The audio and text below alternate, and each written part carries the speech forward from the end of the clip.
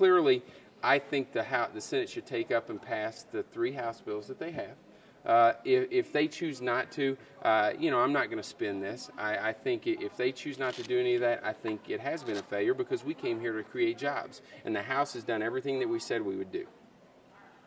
What has been the impact of the Mamtech situation on the attitude of members of the Republican caucus? Well, I think Tim mentioned it yesterday. I saw an interview. I think he was right on target. I think it's created a problem.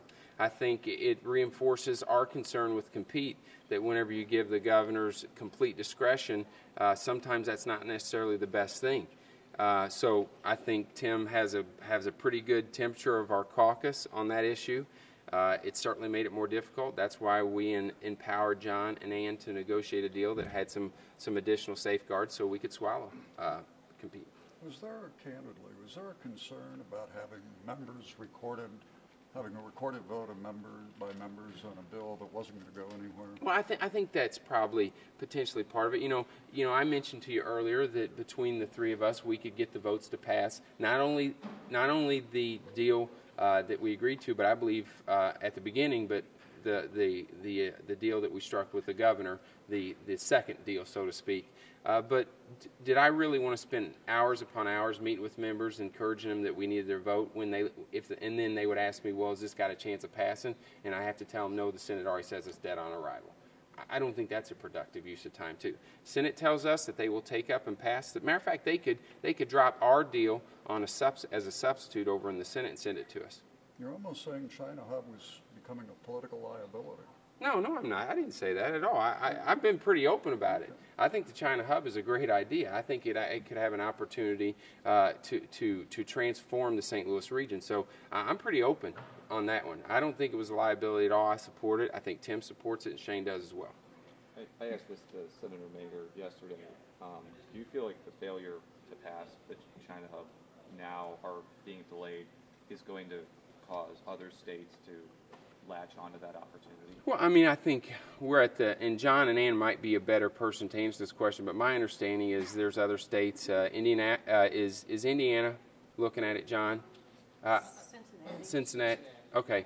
I think you'll potentially have some other people take a look at it. But listen, we came here to do that. I think we still have an opportunity to do it. I think that just the Senate needs to come along with us as a partner, and I think Tim is right. The governor could get engaged and use the bully pulpit to try and get the Senate to do the right thing. Which pro-life group were you guys talking about that was driving this debate? Well, I believe one of the members mentioned Missouri Right to Life, but there are, as I mentioned, I can give you 4 or 5 other pro-life, pro-family groups: Missouri Family Network, Missouri Family Policy Council.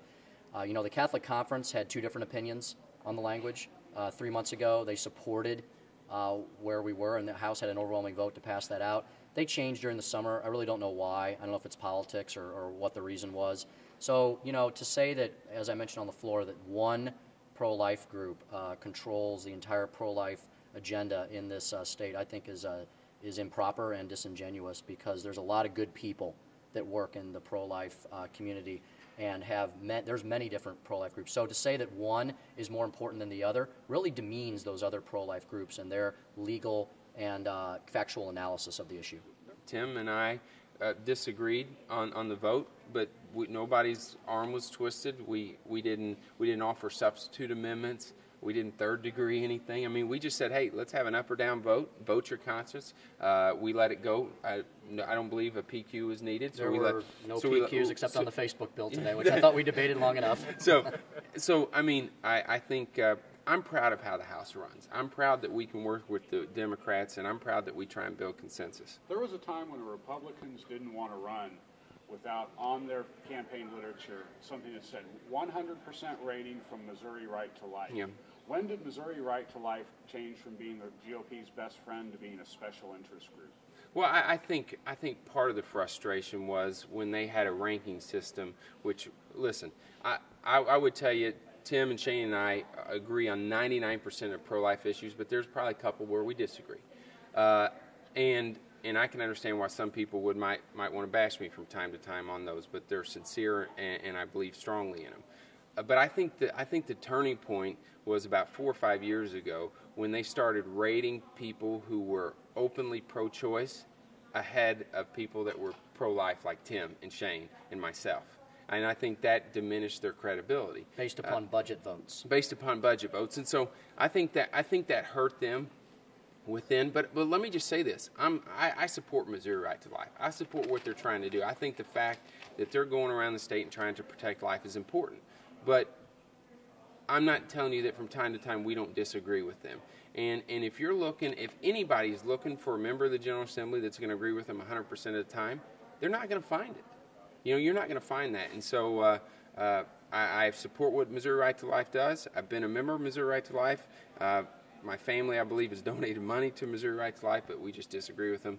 And so, I think the advent of other pro-life groups like the Catholic Conference or Missourians United for Life have brought more people into the playing field. You've so to speak. been a member of Missouri Right to Life? Are you no? No, I'd have to check. I think I'm still a member unless they've kicked me out. So. Mr. Speaker, when I talked with you right before you entered the speakership, you mentioned to me that you were in favor of embryonic stem cell research. Sure. But, that's never But really... opposed to state funding. Okay. Yeah, so and I come up with that. Listen, I'm a parent of 2 daughters, one that's 15 and one that's 17, and I have to be honest. Whenever this issue came up, it was some soul searching back in 2006, and I came to the conclusion that if something was wrong with one of my daughters, there'd be very few things that I wouldn't be willing to do with regards to research to try and save their life. Right. That's a personal decision.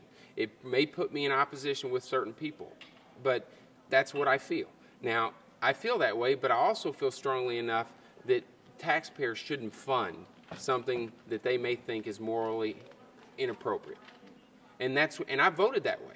And so I voted for every significant pro-life piece of legislation here. As the floor leader, it wouldn't have happened without me, But that's one area where I disagree. But I do not believe we should use public funds to do it, and that's why we voted in the budget every year to do that. And my follow-up to that is this the first instance where those views might have come in conflict with other members of your caucus? Because it didn't seem like that issue has been brought up until now.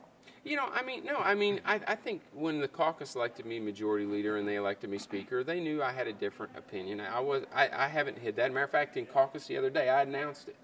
And the one thing I like about our caucus is we're 105 members, hopefully soon to be 106. And we have a wide variety of opinions, and we respectfully accept those opinions from differing members. So I tell you what, my caucus has been nothing but respectful to me.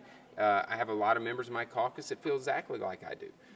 But that's a personal issue, but I don't think anybody in my caucus would say I'm not pro-life. Not a single person. Because I may disagree with them on one part of it. So, and that's where it's insulting to a lot of our members that if you're not with them 100% of the time, then you must not be pro-life. And I think that's inappropriate.